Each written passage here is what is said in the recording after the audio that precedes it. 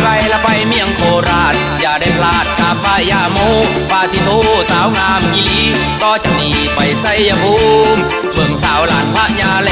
จังไปแวละไปที่เมืองเลยหมู่เฮาเอ้ยเที่ยวภูกระดึงสวยสุดซึ้งละสาวเมียงขอนแก่นงามเป็นแม่นละสาวเมียงอุดรพาสัญจรละฮอดเมืองหนองคายสาวงามหลายละฟังซ้ายฟังขวาตามไปมาละสะพานไทยลาวข้ามไปมาละสะพานไทยลาวกะจังหัวลอ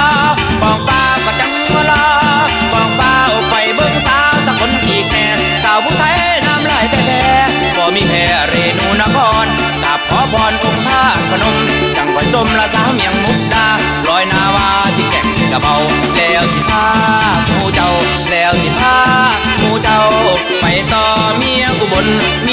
ละมีแต่คนอาจลาดสาวอำนาจมีแต่คนงามทั้งสารคามร้อยเอ็ดกระสินธุ์ฮอดสุรินทร์เที่ยวงานสั่งไงคุณบังไปก็ที่ยะโสธรมาสะอ่อนละสาวแห่สาวแหนแล้วไปเดนละเมียงสีสะเกดเลยเขาเกละเขาพระวิหารสวยตระการสาวบุรีรัมย์พักอำลำน้ำใจเจ้าละบ่ทักแท่นอเม็ดสิ่งอีสานโอ้ฮะโอ้กะสิโอ้เฮาโอ้โอ้ฮะโอ้กะสิโอ้เฮาโอ้โอ้โอ้โอ้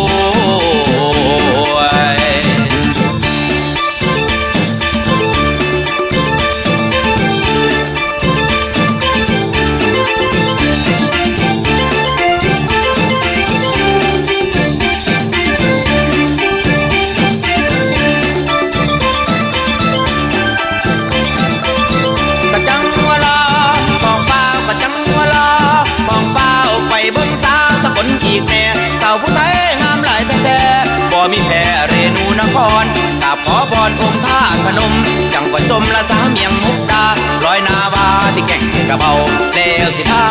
หมู่เจ้าแล้วสิพาหมู่เจ้าไปต่อเมียงอุบลละมีแต่คนอาจลาดสาวอำนาจมีแต่คนงามทั้งสารคามร้อยเอ็ดกาฬสินธุ์ฮอดสุรินทร์เที่ยวงานสั่งใหญ่คุณบังไปกันที่ยะโสธรมาสะอ่อนละสาวแห่สาวแหนแล้วไปแดนละเมียงสีสะเกดเลยเขาเกละเขาพระวิหารสวยตระการสาวบุรีรัมย์